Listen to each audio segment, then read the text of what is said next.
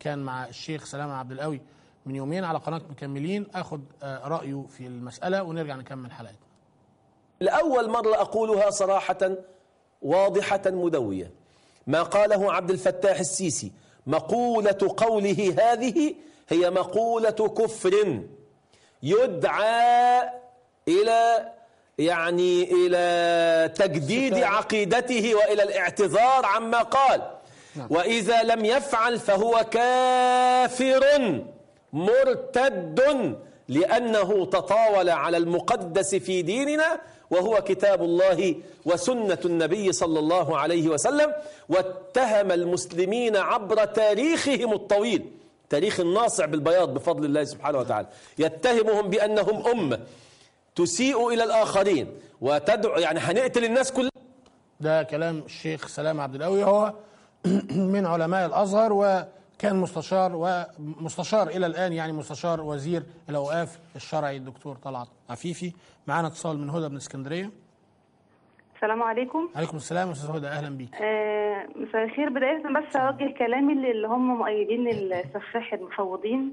ماشي، أقول لهم إحنا سيبنا لكم قنوات المحور ودريم وصدى البلد ومش عارفة إيه والحياة، ارحمونا وسيبونا سيبونا مكان نتكلم فيه لو سمحتم.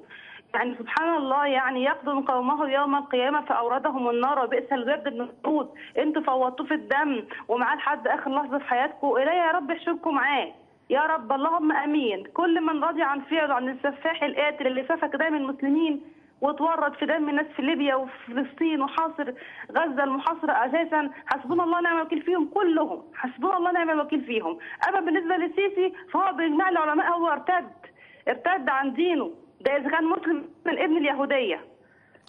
اشكرك يا استاذ هدى، تحياتي لحضرتك ولكل اهل اسكندريه. معانا محمد من موريتانيا. محمد معانا؟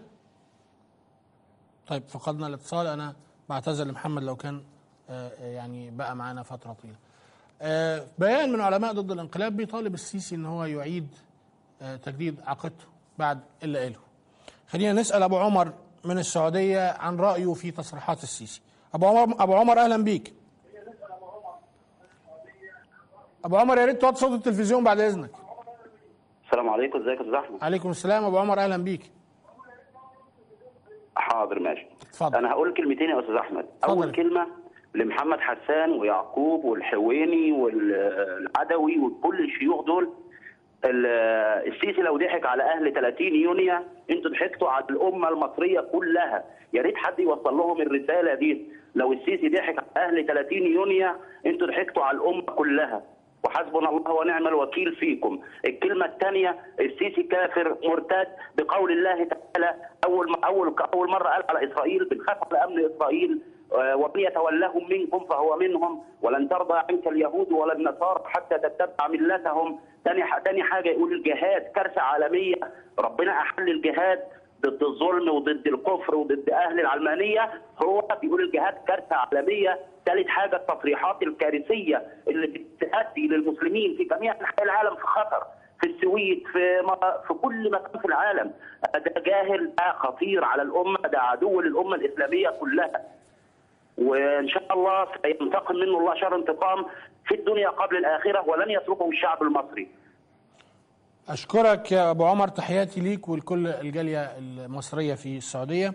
معانا استاذه غاده من الاقصر. طيب